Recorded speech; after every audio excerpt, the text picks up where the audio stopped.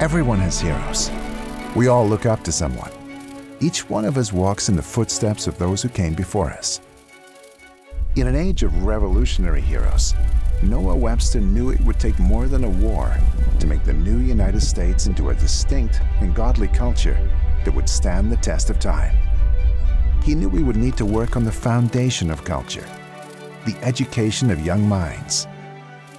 Starting with a speller that taught generations of American children the English language and working on countless books, Noah Webster labored his entire life to create a biblical pattern for educating children. We know him now, of course, for his dictionary, a scripture-filled magnum opus that defined American language itself from a biblical perspective. God used an ordinary man named Noah Webster to lay the foundation for Christian education in America. At Dayspring, we strive to follow in his footsteps, to create a uniquely Christian education, teaching students to think and reason from biblical principles.